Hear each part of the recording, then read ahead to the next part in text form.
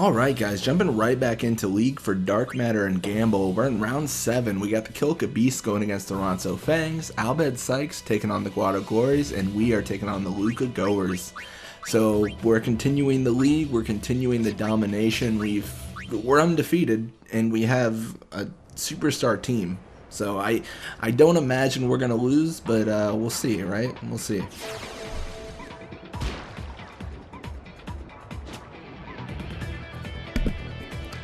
Alright, well, Kairi with the ball is going to push midfield.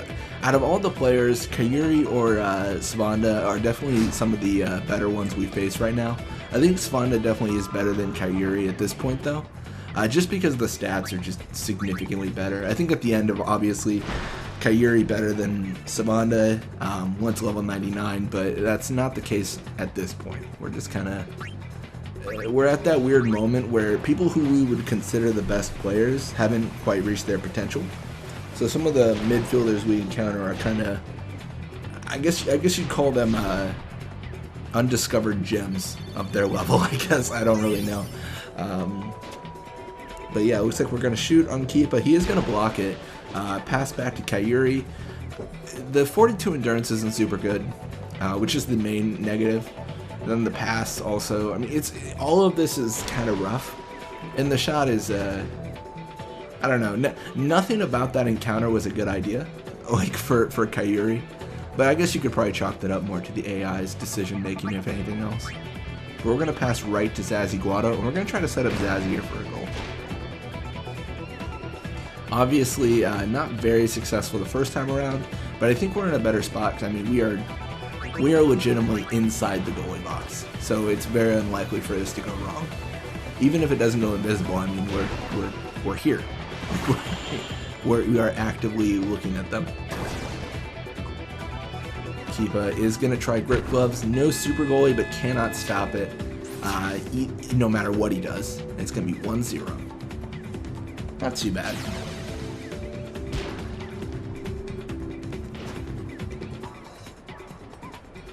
Kairi with the ball. She is going to push left side. I think this is a good idea. There's a lot of pressure in the midfield, so pushing left side or getting away from Nav Guado is 100% the thing to do. No break, obviously a bad idea. She just keeps on trying to shoot, and that's just silly. It's rarely, if ever, gonna work. And even if there was no one in front of her, she couldn't make that goal, you know? It's 32 shoot against our goalie, and half field it goes down to like what, 15.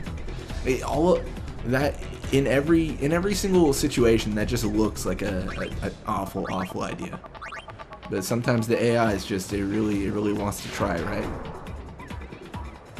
So obviously tackle slip works, and then we're gonna do a shot here.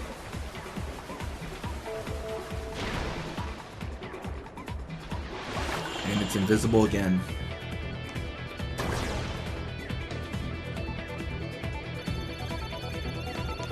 I remember as a kid, I never knew how invisible shot worked. Like I don't know. I feel like as a kid, I didn't pay attention. I previously did a video. I mean, I was playing Blitzball and I was talking about it, but I didn't even know how the sphere grid worked. Like I skipped through everything, so I did like an involuntary no sphere grid run up until me and High Road, or no, up until Sin Spawn Gooey at the Mushroom Rock Road, and I was like, why do I can't win this fight? Like I couldn't figure it out, and eventually I just like replayed the game and I figured out, oh, I'm supposed to level up my players. That's probably a good idea. I think I was like 9 or 10 when I first started playing Final Fantasy though. I'm trying to remember, like 9 or 10, I don't really recall. I remember how I started playing it actually was I played Final Fantasy 9 from Blockbuster. You know, that existed before, and I really liked it.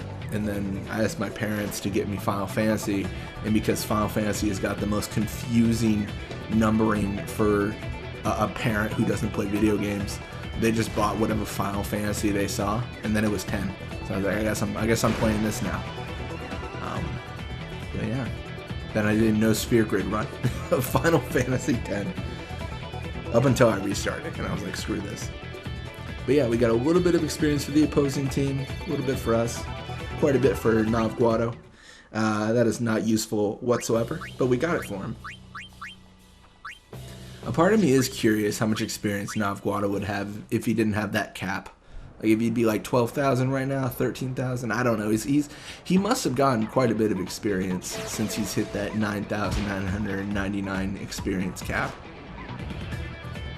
Who knows? He's definitely the person who gets the most most experience in a lot of the games, just due to the fact that he's in so many encounters. I mean, look at this. This is a good example. I mean, he tackles, he gets the ball back, and it's him taking actions the entire part of the way. But we're gonna pass to Guado, and we're gonna try to get Gira a goal here. We've been favoring Zazzy pretty heavily, so we'll switch it up a little bit. I think that makes sense. And Keepa unable to stop it, and we're going to go up 4-0. Not too bad.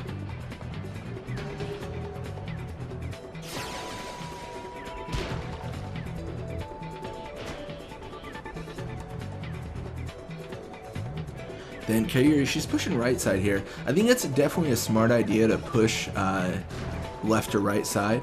The pass, we'll see. Pass to wedge, a good idea. It's just getting away from Guado, I think, is the main goal, because Guado is such a threat. In all honesty, he's just kind of a problem to be encountered, and you don't want to encounter him. You just want to forget he exists for the most part, or at least avoid any sort of interaction with him. I don't know. Like I said before, he's an insanely good player, and he's his max level, so there's a lot to be worried about when you even look his direction. But we are going to try to get an invisible shot here. Obviously, we were trying for Guado. Gear is fairly covered, so Zazzy kind of swoops in here. It's funny to think I was so desperate to get Zazzy Guado experience, and now he might be the first one to reach level 99 over Gira. I mean, it's a little bit premature to say that, but it's definitely possible now, where it seemed to be an impossibility before. In all honesty, it doesn't really matter. Whoever hits 99 first just means I'm going to pass to the other person. So if Zazzy Guado hits level 99 and Gear is like level 96, it just means Gear is going to be making all our shots from then on. But yeah, we're going to have Nav with the ball, and we're going to try to set up Gira here for a goal. It's kind of just whoever we can set up for the goal. In all honesty, the better forward is probably Zazzy, purely for the tackle slip, because tackle slip is such a useful ability. Gira does not have it, so like I'll take a tackle here and we could lose the ball. We won't, but it's just a huge risk.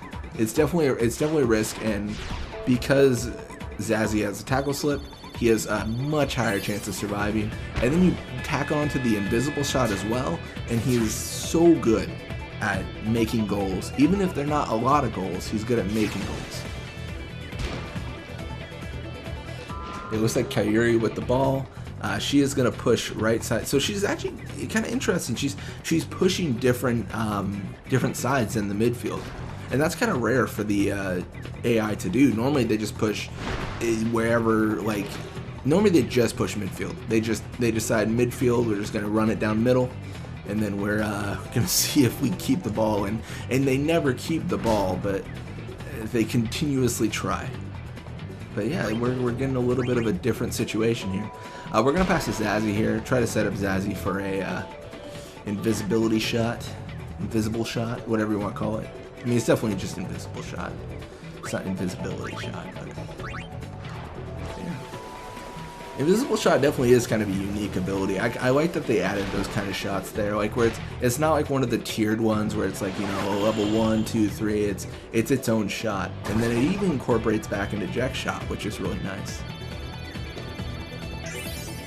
I don't know, from like a lore standpoint, you kind of got to think about it like in Zanarkand, I kind of wonder if anyone could do an invisible shot, and if so, like, was it the invisible shot? Like, was it a form of the Jack shot? Like, it feels like that would be something that only Jack knew how to do, and then they just, you know, I learned it, I guess, over time in Spira. I don't know how it came to those shores.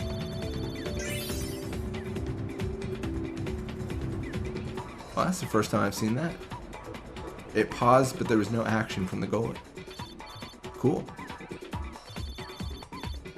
Well, a little bit of experience for us. Not a ton. I mean, it's the slow grind. Looks like Nimrok's contract with the Toronto Fangs has expired. He's going to be re-signing for about 25 games. We've got Graves' contract with the Albed Sex expiring. He's going to be re-signed for 24 games. Kill Beast take out the Toronto Fangs 4-2.